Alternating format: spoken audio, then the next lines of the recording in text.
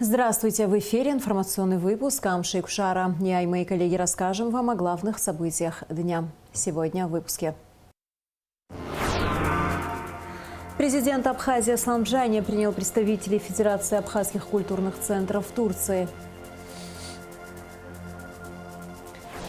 В Министерстве обороны подвели итоги работы за июль. Также были поставлены задачи на август.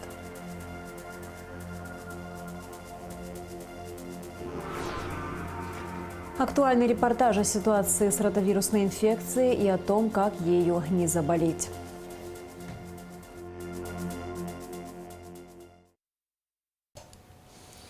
Президент Абхазии Аслан Бжаня принял представителей Федерации абхазских культурных центров в Турции. В ходе встречи были затронуты темы социально-экономического развития Абхазии и актуальные темы текущей повестки, включая вопрос открытия воздушного сообщения и правового статуса апартаментов.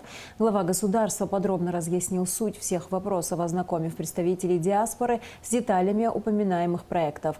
Представители диаспоры сообщили президенту о транслируемых в среде диаспоры опасениях, связанных с реализацией этих проектов, подчеркнув, что диаспоре периодически навязывается мнение чуть ли не о продаже Родины.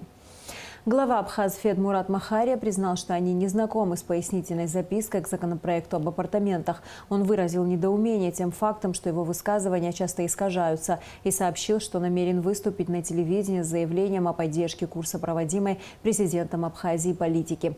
Махария подчеркнул, что проживающие в Турции абхазы прежде всего заинтересованы в мире, стабильности и консолидации общества на их исторической родине.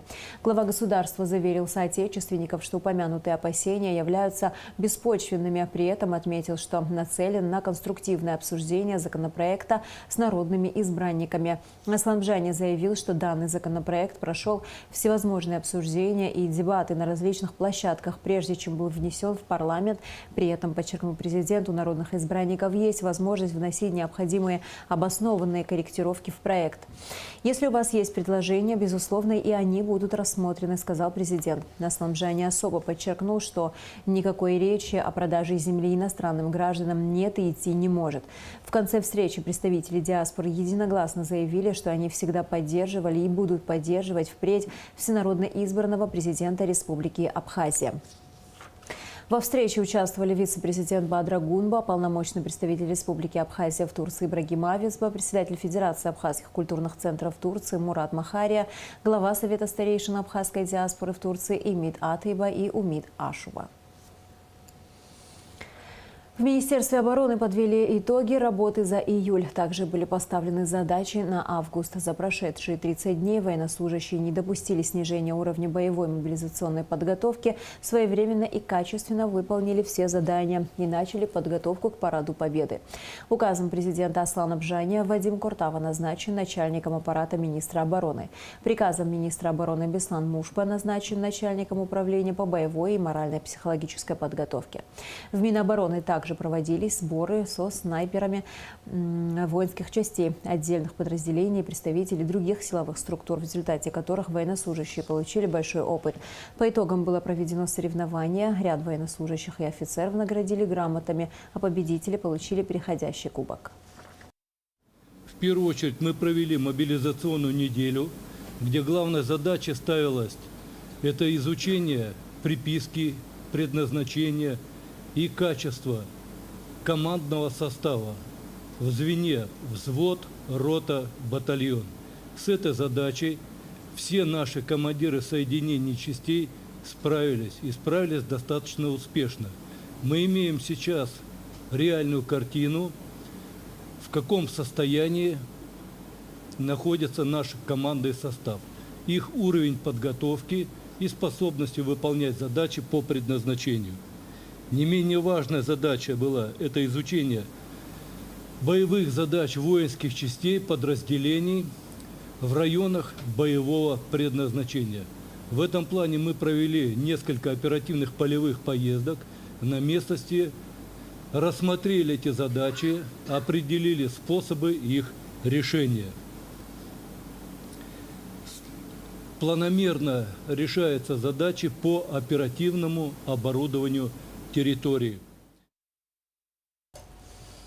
Посол Республики Абхазия в Российской Федерации Алхаз Квицинья встретился с детьми из Абхазии, приехавшими в Москву в городской летний клуб для детей и подростков «Лето Побед».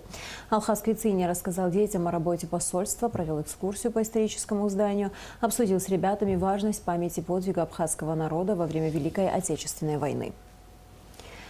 Представительство Россотрудничества в Абхазии передало в дар научной библиотеке Абхазского госуниверситета около 500 учебно-методических пособий для специальностей филологического профиля, художественную литературу русских классиков и современных авторов.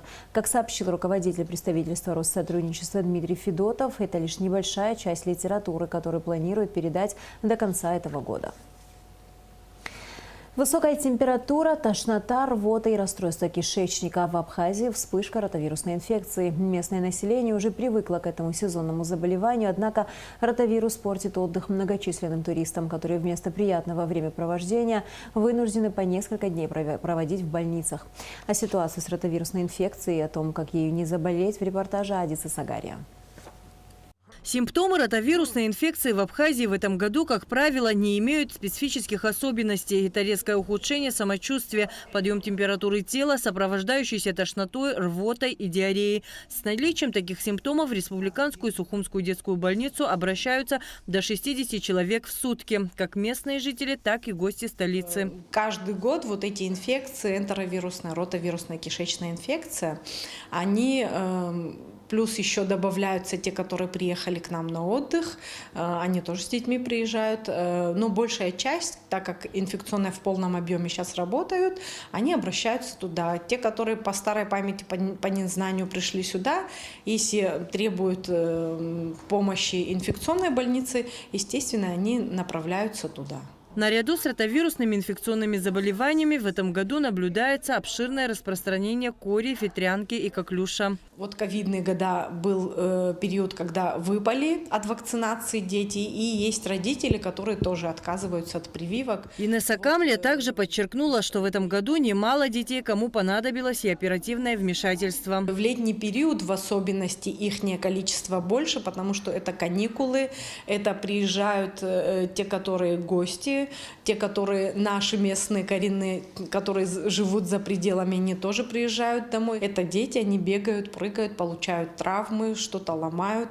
На фоне кишечных инфекций хирургические осложнения бывают. Они попадают в хирургическое отделение, им тоже оказывается помощь. На сегодняшний день в этой больнице не хватает врачей узкопрофильных специальностей, таких как реаниматолог, анестезиолог, нефролог, эндокринолог, кардиолог и неонатолог. Но не может порадовать тот факт, что в этом году коллектив детской больницы пополнился молодым специалистом, детским хирургом Саидой Адлейбом. Кардиолога детского тоже нету. Были тоже постковидные осложнения, где нам требовалась консультация кардиолога. И у нас всегда это вызывало вот сопряжение, да, связаться со взрослыми, связаться извне, помочь ребенку на месте, разобраться на месте. Всегда, конечно, вот такие моменты возникают. Несмотря на то, что вспышка ротавируса в Абхазии всегда ожидаема как местными жителями и врачами, так и туристами. Каждый год многим отдыхающим все же приходится сталкиваться с этой неприятной инфекцией. Бывают случаи, когда течение болезни достаточно тяжелое. Малыш сильно отравился с осложнениями, пришлось обратиться в больницу. Слава богу, врачи помогли. Да, были кровотечения у нее, да, из кишечника и все.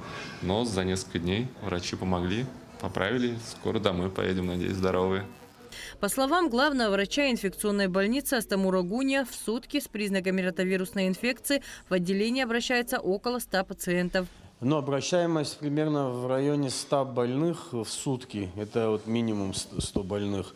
Это которые обращаются. Из них, естественно, мы не всех госпитализируем. Около, наверное, 15-20% госпитализируем. Хотя в госпитализации нуждаются как минимум половина этих больных.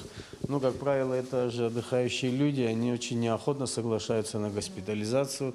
Очень каждый день хотят использовать в своем отдыхе. А вот сегодня утром у нас в 2 кабинетах, где по 5 больных мы капаем одновременно. Даже этого было мало. То есть 10 человек одновременно капались. Этого не хватало. Еще в очереди сидели. И поступали тоже очень многие. Это было утром. Непредсказуемо. Это через час то же самое может быть. По словам Астамура Гуня, оборот койко-дней большой. На смену одних пациентов приходят другие. Здесь стационарным и амбулаторным больным предоставляют бесплатное лечение. В течение недели может одна палата сменить несколько больных как минимум. Все и амбулаторные, и стационарные больные, которые проходят лечение в стационариях, обеспечивает город. Я уже неоднократно говорил, это силами города мы обеспечиваем всех стационарных больных. А амбулаторные, которые просто обращаются, мы оказываем помощь и не укладываем. Это силами министерства, которое нам помогло, министерство и само государство обеспечило препаратами. Гости и жители столицы не устают благодарить докторов и медсестер этого отделения за своевременно оказанную медицинскую помощь. Да, у ребенка была рвота, высокая температура. Помощь оказали очень хорошо, врачи хорошие, внимательные. Благодарим очень заведующий. Каждый день приходит по 2 раза, смотрит ребенка. Мы очень довольны. Спасибо большое. Ротавирусная инфекция передается через воду, грязные руки, немытые фрукты, овощи и тесные контакты. Поэтому элементарное соблюдение правил гигиены защитит от заболевания. Адица Сагария, Михаил Братухин, Абхазское телевидение.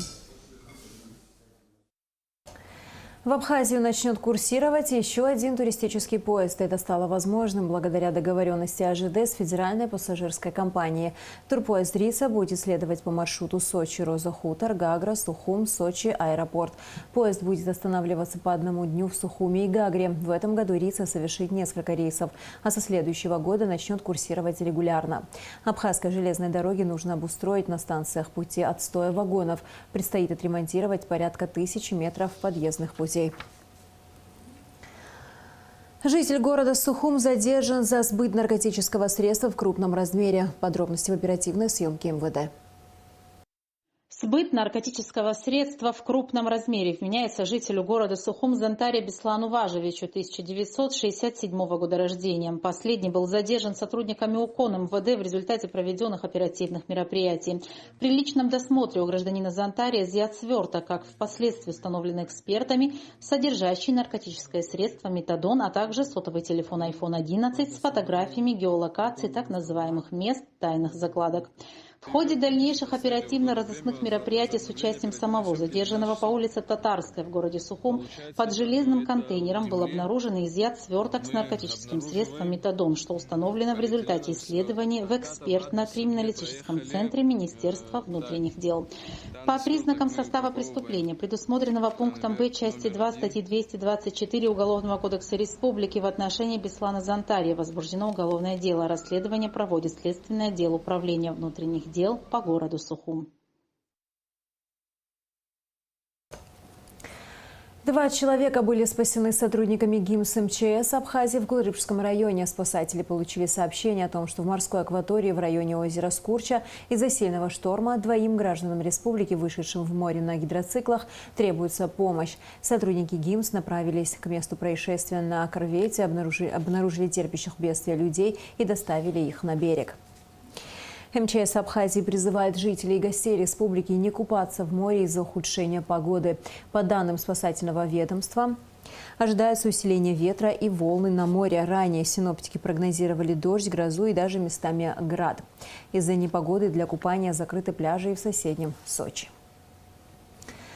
Несколько районов Сухума 29 июля останутся без воды. Как сообщает столичный водоканал, с полуночи до 12 часов ночи подача воды будет прекращена на новом районе, старом поселке, улице Эшба, в районе Колоса, вокзала, Виема, рынка, а также в центральной и нагорной частях Сухума.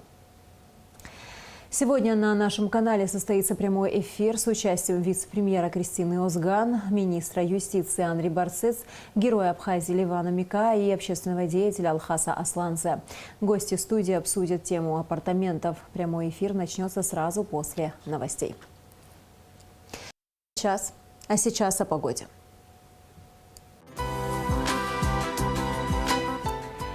По сообщению Гидрометцентра, в выходные дни 29 и 30 июля на территории Абхазии ожидается переменная облачность без осадков. Температура воздуха ночью 15-20, днем 24-29, температура морской воды 26 градусов.